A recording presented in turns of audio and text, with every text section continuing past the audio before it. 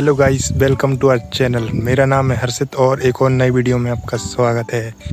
तो आज आए हैं हम अपने खेत पर। तो गाइस, हमारे सोयाबीन में कुछ कुछ फूल अभी दिखने लगा है।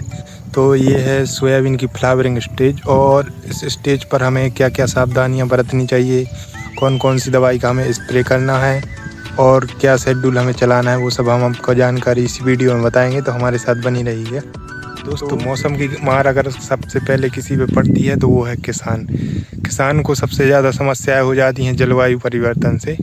और इन समस्याओं से निपटने के लिए हमें सबसे पहले क्या करना होगा, हमें अपने खर्चों में कटौती करनी होगी। हमारे खर्चा कम कैसे होंगे? जैसे हम सही समय पर सही दवाई का प्रयोग करें, सही खाद सही बीज का चुनाव करें, जिससे हमारी फसल को लाभ होगा।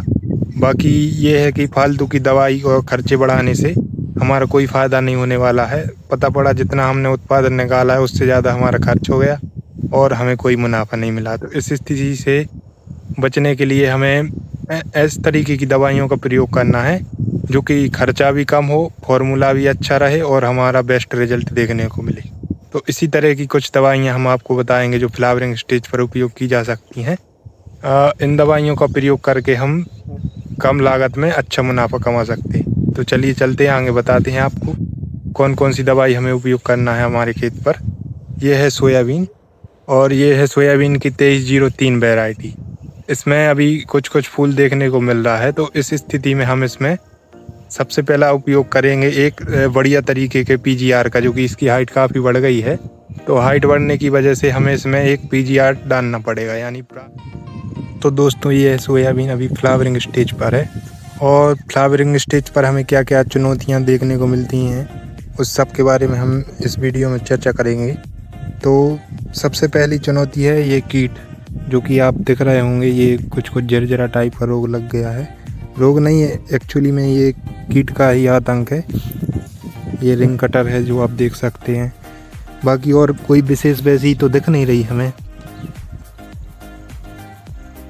और कीट के साथ साथ दोस्तों इसमें हमें एक फूल की दवाई का भी स्प्रे करना होगा, जो कि अब थोड़ा थोड़ा फूल दिखने लगा है इसमें कहीं कहीं। तो दोस्तों फ्लावरिंग स्टेज पर हम 2-3 तरह की दवाइयों का प्रयोग करते हैं जो अलग अलग फार्मूले पे आती है।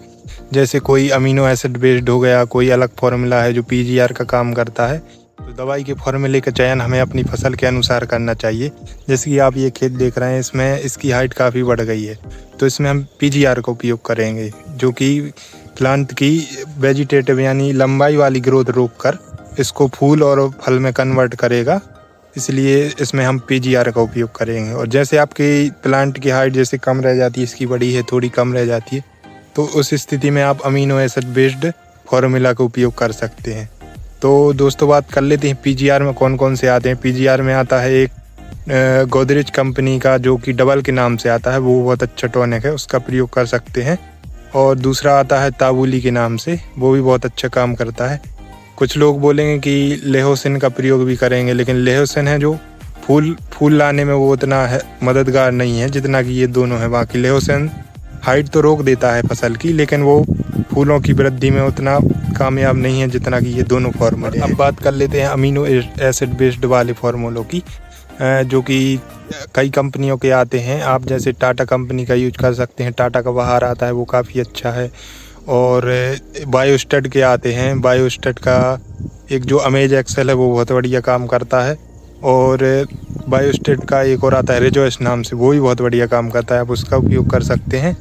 और इन सब के साथ जैसे आपकी फसल में स्ट्रेस देखने को मिलता है, तो आप एक बढ़िया क्वालिटी का फंगीसाइड, जैसे इस अवस्था में आप नेटोवो डाल सकते हैं, जो वायर कंपनी का है, नेटोवो का उपयोग कर सकते हैं। नेटोवो बहुत अच्छा फंगीसाइड है। और दोस्तों अब बात करते हैं इंसेक्टिसाइड की, यानी कीटनाशक की। हमें इन दोनों के साथ कौन सा कीटनाशक उपयोग करना चाहिए? तो जैसे कि आप देख सकते हैं अभी जो फसल में है दूसरा ही स्प्रे होने वाला है हमारा। तो इस स्थिति में हम अभी एमामेक्टिन बेंजोएट का उपयोग करेंगे। कोई भी कंपनी का आप यूज कर सकते हैं, जिससे जो कम खर्च में आपका बहुत बढ़िया आ जाएगा रिजल्ट उससे। और अगर जैसे आप कोराजन वगैरह का उपयोग करते हैं, तो वो अभी से क्या है कि फसल पे ज़्यादा इम्पैक्ट डालेगा। और इस तरीके की दवाई उपयोग करने से आपका क्या है कि फसल धीरे धीरे उसके प्रति सहनशील होती जाती है, इस वजह से उसमें उसका असर कम दिखने लगेगा। तो अपन को एकदम से तेज दवाई का उपयोग नहीं करना है। इसको अपन फसल की कैटेगरी के अनुसार, जैसे अब जिस अवस्था में इसमें दिख रहे हैं अपने की, तो इसके ही हिसाब से हमें अभी दवाई का उपयोग करना है। तो एमामेक्टिन बेंजोएट बेस्ट है। और उसके साथ इसमें जो रिंग कटर दिख रहा है, जैसे कि ये छेद दिख रहे हैं पत्तों में कहीं कहीं, आप देख सकते हैं। इसके लिए आप प्रोपेनोफॉस और साइपरमेथ्रिन का उपयोग कर सकते हैं। लैम्डासाइलोथ्रिन भी अच्छा है, और इससे भी बढ़िया है बायर कंपनी का सोलो-1, उसका उपयोग कर सकते हो। में इमिडाक्लोप्रिड रहता है। तो दोस्तों, हम किसी भी कंपनी का प्रचार नहीं करते। हमने उन्हीं चीज़ों का नाम बताया है, उन्हीं दवाइयों का नाम बताया है जो आजकल मार्केट में चल रही हैं, जो कि हर जगह उपलब्ध हो जाती हैं, इसलिए हमने इनका बताया है।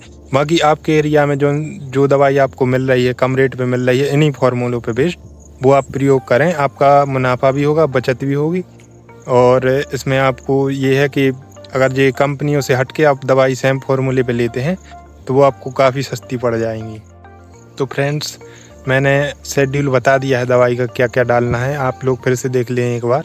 मैंने बताया है एक फूल की दवाई का स्प्रे करेंगे। फूल की दवाई में आप कोई सा भी ले सकते हैं, PGR या अमीनो एसिड बेस्ड फार्मूला, ठीक है। उसके साथ हम इंसेक्टिसाइड का प्रयोग करेंगे। इंसेक्टिसाइड में हम यूज़ करेंगे एमामेक्टिन बेंजोएट और इमिडाक्लोप्रिड वाला, या फिर साइपरमेथ्रिन प्रोपेनोफॉस वाला फार्मूला, या लैम्डासाइलोथ्रिन, कुछ भी इस तरीके के फार्मूले जो बहुत से आते हैं मार्केट में, जो कम रेट में मिले और सही असर करे। वैसे तो इमिडा ज़्यादा अच्छा है, तो उसका प्रयोग करें आप।